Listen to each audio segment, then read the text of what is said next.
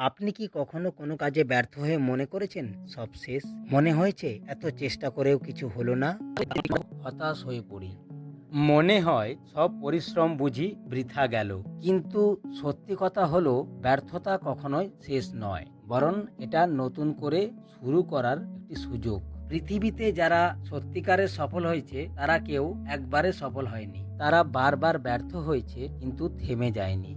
নিজের ভুল থেকে শিখেছে, আবার উঠে দাঁড়িয়েছে, আবার চেষ্টা করেছে।